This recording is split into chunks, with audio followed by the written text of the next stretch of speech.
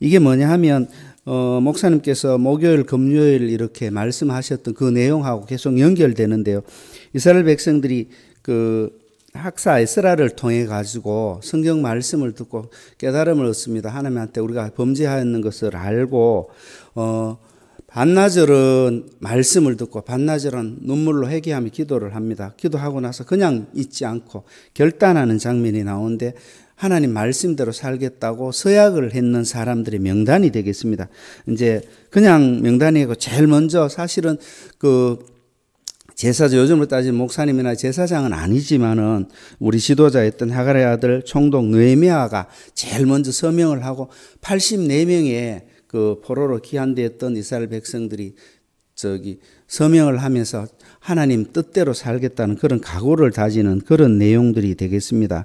오늘 서명 우리 도장을 찍는데 어떻게 했냐 그러니까 한 사람 한 사람 명단인데 이렇게 살겠다고 뒤쪽에 이제 28절부터는 어떻게 살 것이냐 보니까 그 안식일을 거룩하게 지키고 성전에 우리로 따지면 교회가 운영될 수 있는 성전 세도 바치겠고 내가 혹시 돈을 벌거나 이러면 첫 열매는 다 하나님께 드리겠다는 그런 각오를 가지고 있고 그 다음에 마지막 30절에 보면 우리가 하나님의 전을 그냥 버려두지 않겠다는 그런 각오들을 하는데요. 여기 나오는 말씀 중에 이 백성들이 울면서 죄를 고백하고 회개하고 하는 과정 가운데 이 중요한 사람이 우리 하갈의 아들 총독 느헤미야인데 이 느헤미야는 모든 일을 시작할 때도 기도했고요. 중간에 점검할 때도 기도하셨고 마지막 결론을 낼 때도 기도하면서 하나님께 뜻을 구했던 그런 지도자였던 것 같아요. 그래서 말씀을 계속 준비하면서 그런 생각이 들어요. 우리도 하나님 앞에 모든 걸 맡길 때는 기도로 시작해서 기도로 끝내는 그런 이 모습을 좀 닮아가야 되지 않을까 이런 내용을 제가 말씀을 통해서 은혜를 입었고요. 하나님하고 언약을 이스라엘 백성들이 아브라함을 통해서 계속 약속이잖아요. 우리가 하나님이 너희들이 약속하라고 하신 적은 없었던 것 같아요. 그런데 이스라엘 백성들이 그 말씀을 듣고 깨달아가지고 늘 하나님한테 잘 지키겠다고 약속했는데 조금만 시간이 지나면 또 마음이 변해가지고 그 약속들을 잘 안 지켰던 것 같아요. 그러다가 또 말씀을 통해서 피드백이 돼가지고 내가 잘못 살아왔구나. 하나님 다시 새롭게 살겠습니다. 이런 각오를 하면서 몇 차례 이스라엘 백성들이 하나님과 이렇게 약속하는 것들을 볼 수가 있는데 오늘은 느헤미야라는 탁월한 지도자를 통해 가지고 또 이런 하나님의 말씀을 듣고 하나님과 어떻게 살아야 되겠다는 걸 이스라엘 백성 전체가 앞쪽에는 지도자들이고 뒤쪽에 보면 일반 백성들까지 빠짐없이 이렇게 서명하면서 하나님 뜻대로 살겠다는 그런 결단을 하는 걸 보면서 우리도 지금 만약 이 시간 하나님 앞에 결단해야 되면 나부터 그리고 여기 계시는 새벽 제단을 쌓는 우리 성도님들부터 이 결단을 함으로 해가 정말로 신실하신 하나님이 우리에게 복 주시겠다고 약속. 하나님 한 번도 약속을 어기신 적은 없으셨거든요. 우리가 약속을 어겼기 때문에 그 약속을 혹시라도 우리가 잘못 살아가는 게 있으면 좀 돌이켰으면 하는 그런 바람이 있습니다. 우리가 1절에서 27절까지 지도자로부터 평신도까지 84명이 이렇게 계약을 하고 나서 기쁨으로 이 이스라엘 백성들이 부담으로 느끼지 않고 기쁨으로 이렇게 그 도장을 찍고 서명한 것들을 알 수 있거든요. 울면서 회개하고 새로운 행동 지침대로 살겠다고 각오를 다지는 그런 모습에서 우리가 하나님이 이 일을 그리고 우리 삶을 하나님한테 맡길 때 어떤 각오를 해야 될까? 그렇잖아요. 사실은 지금까지 우리 생활 속에 늘 그대로 이루어지고 있던 삶의 방식을 완전히 바꿔야 되는 겁니다. 왜냐하니까 이스라엘 백성 70년 동안 포로로 잡혀가 가지고 아들 세대 같은 경우는 언어도 어눌하게 이스라엘 방언조차도 할 수 없는 그런 상황이었을 건데도 불구하고 우리가 통은 또 금세 다른 민족하고는 절대로 결혼도 하지 않겠다는 그런 각오가 포함되어 있고요. 안식일을 거룩하게 지키겠다고 그렇게 약속을 하고 있고요.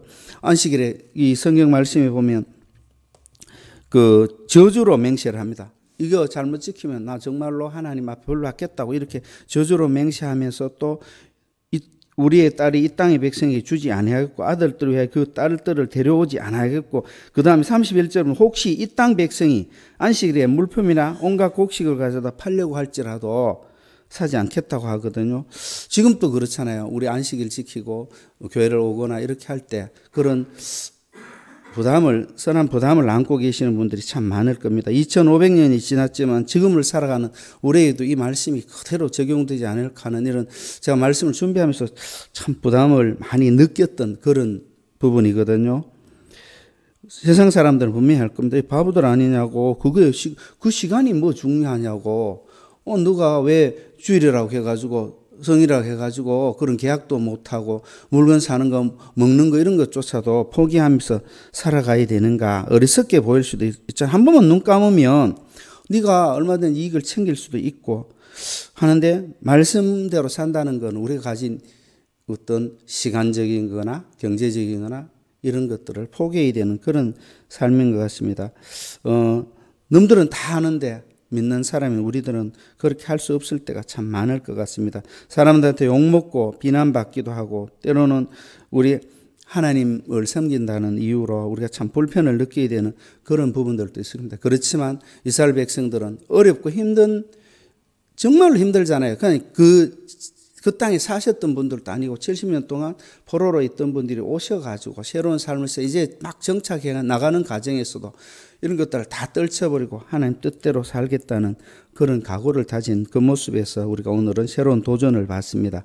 느헤미야 10장 언약의 말씀을 현대적으로 중국 선교하시던 목사님께서 이렇게 말씀하시는 걸 제가 잠깐 옮겨드리면, 이 땅에 사는 다른 족속들에게 우리의 딸을 시집 보내지 않고 그들의 딸을 우리의 며느리로 맞아들이지 않겠습니다. 이런 내용이 나오잖아요.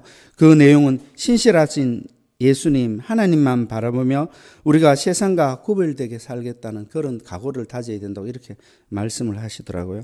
안식일과 거룩한 날에 사고 팔지 않겠다는 이것도 사실은 우리의 모든 기득권을 내려놓고 하나님 뜻대로 살겠다는 뜻인데, 우리가 예수님만 바라보며 주일과 예배에 최선을 다하겠다는 그런 각오를 다져야 된다 그렇게 말씀하셨고요.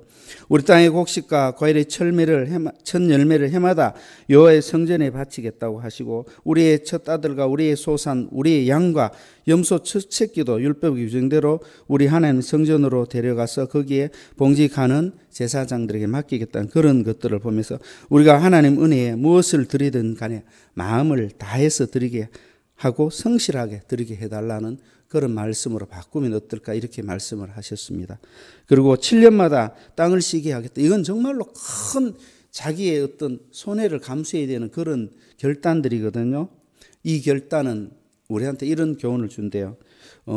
옛날 이스라엘 그 사사 시대나 이스라엘 왕의 시대나 이런 시대하고 달리 지금은 예수님께서 우리한테 지도자를 따로 보내주지 않고 우리하고 1대1로 계약관계를 맺을 수 있도록 예수님이 십자가에 죽기까지 우리를 사랑하신 예수 그리스도의 사랑과 예수님과의 어떤 계약을 우리가 새롭게 체결해야 된다고 그런 말씀을 하시면서 우리가 예수님만 바라보며 주변의 사람들에게 사랑을 7년 만에 모든 것을 되돌려주는 원점으로 되돌려주잖아요. 이때까지 내가 받았던 땅에 대한 세금이나 그 다음에 노예들로 삼았던 사람들을 완전히 자연으로 해주고 모든 것을 풀어주는 건 그만큼 희생이 따르지 않는 그런 삶이잖아요. 그래서 우리가 예수님만 바라보면서 주님께서 이 땅에 오셔가지고 말씀하신 대로 내 이웃을 내 몸처럼 사랑하고 여호와 하나님을 정말로 사랑하라는 그 말씀대로 우리가 주변에 사랑을 전하며 살아야 된다는 그런 말씀을 하셨습니다. 그런데 이스라엘 백성들이 사실은 그렇게 각오를 다졌는데도 불구하고 느헤미야 13장에 가면 느헤미야가 잠깐 왕을 만나고 돌아왔을 때 그때 벌써 범죄하는 게 인간의 모습인 것 같습니다. 그래서 그걸 보면서 하나님 앞에 우리가 정말로 중심을 가지고 살려면 늘 깨어 기도하면서 하나님 앞에 나가야 되지 않을까 이런 생각을 해봅니다. 오늘 말씀의 본질을 보면 언약은 반드시 지켜야 되는 것이라는 거, 약속이라는 건 지켜야 약속이 이루어지는 거잖아요. 하나님과의 약속을 우리가 기도를 했던 어떤 형태로 했으면 지켜나갈 수 있는 그런 노력과 결단이 필요한데 이 결단과 노력은 우리가 한번 되돌아보면 하나님만 바라보고 섬기겠다는 오늘 각오로 우리 이스라엘 백성들이 임봉 그러니까 도장을 찍고 서명을 한 거거든요.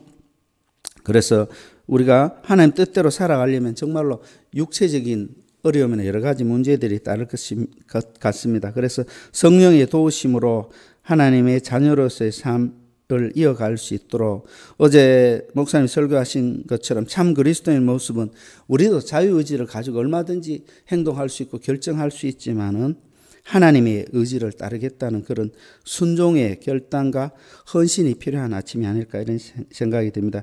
이 새벽 우리 신실하신 하나님 앞에서 하나님과 약속한 것을 우리가 지켜나갈 수 있도록 늘 기도하시면서 우리의 바르게 살지 못한 것 혹시 있으시면 회개하면서 우리의 부족함을 고백하고 느헤미야와 백성들처럼 결단해서 하나님만 바라보는 하나님께서 주신 새 언약을 통해서 우리 기쁨과 소망을 이루시는 그런 한 주간 됐으면 하는 바람이 되겠습니다.